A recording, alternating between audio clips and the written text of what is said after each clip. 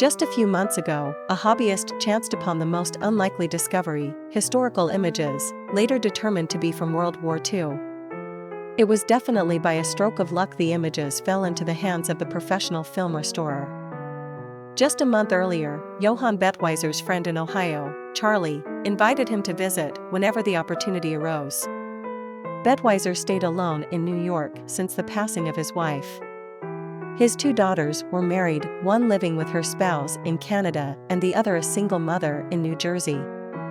So, Bettweiser decided to visit Charlie before the new year came around with the ever-choked-up schedule. On the 3rd day of arriving in Ohio, Bettweiser's friend and host, who happened to be a veterinarian, got a call from a ranch not far away. So, Bettweiser walked around the neighborhood while his friend was away. He had no particular destination in mind and soon chanced upon a yard sale. The display enjoyed a poor audience from passers-by as the items displayed were mostly old, archaic, and antiquated. Being an avid collector, Bettweiser naturally gravitated toward the displayed wares. He also worked with a team of photography enthusiasts dubbed the Rescued Film Project.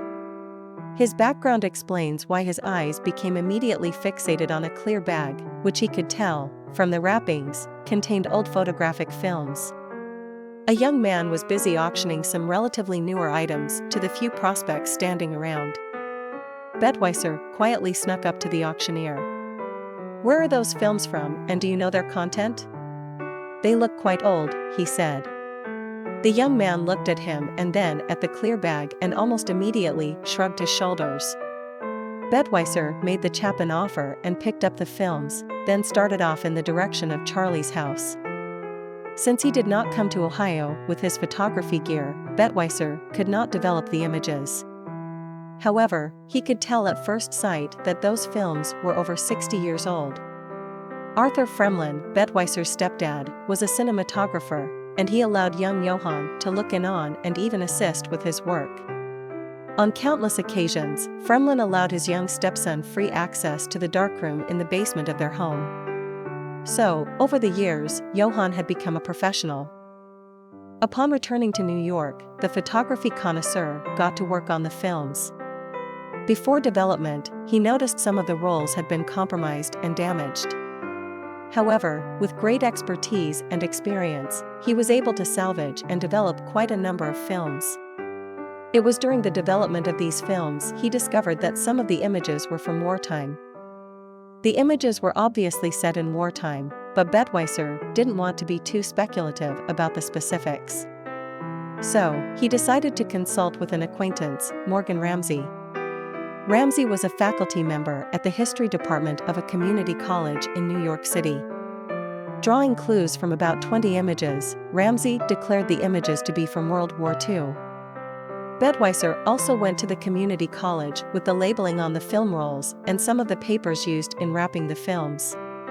They all contained scribblings, which, when examined, had similar handwriting.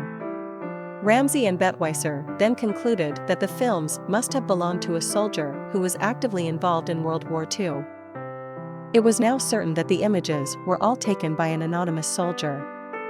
However, the location of the different images shot was still unknown. Ramsey pointed out to Bettweiser that they could identify the various locations of the photos. So, they made copies of the developed images and sent them to some historians around the country. Sure enough, location tags started trickling into Bettweiser's email address. Many men conscripted into military service during the Second World War were not well traveled. So, while it is true that they braved many hazards, the few optimists amongst them must have seen the events as an opportunity to see the world. And yes, they did see the world, but many of them, unfortunately, did not live to tell the story. It is widely reported that there were over 50 million casualties during World War II. A careful examination of most of the images restored by Bettweiser reveals that the war was already over when the images were taken. The soldier bearing the camera was calm enough to capture some of his compatriots examining a probably broken-down tank. Also, the setting definitely looks like this one was shot within a camp or barrack, as many of the other photos were. During active war engagements, entertainment and refreshment were rarely available within military formations. However, in this image, you can see military personnel standing around a Coca-Cola truck. They were probably having casual conversations and contemplating what they'll do after returning to their families. The structure in the background is not likely a living quarter for soldiers. So, it was probably an administrative makeshift for officers. After the two world wars ended, several soldiers were left stranded on foreign soil. Why? A lot of personnel were being transported back, simultaneously, to the United States. The transportation amenities, trains, ships, trucks, were stretched to the limits. So, the evacuation of military personnel had to be done in batches. However, many of the men were already homesick and eager to return.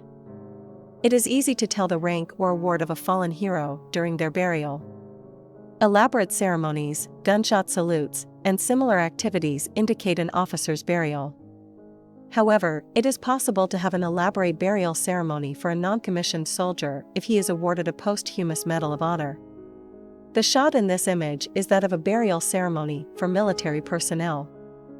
The undeveloped films were in storage for at least 70 years, about when World War II ended. So, this image is one of the many plates that got compromised and damaged. We can merely see a silhouette of people, most likely locals, in an unclear portrait picture. Many convenient landing points for armed personnel were shallow and not dredged. Most of the deep-sea ports had also been strategically rendered unusable by enemy air raids that sunk large vessels at the harbor. Consequently, some seashore evacuations had to be done, first by a ferry which then conveyed personnel to a larger vessel anchored out at sea. The anonymous photographer and their compatriots probably counted each second and heartbeat as the ferry approached. It symbolized a milestone of another phase of life as they faced the possibility of embracing their loved ones again. Many of these soldiers were enthusiastic during enlistment but had gone through so much. The sequence of these images can almost transport everyone to that very day. The anonymous photographer took the previous shot and thought it was not good enough. So, they sought out a vantage point where a better view of the two vessels could come into focus. Voila! We have our shot. A careful perusal of this last image says it all. The ferry is berthing and being prepared for boarding.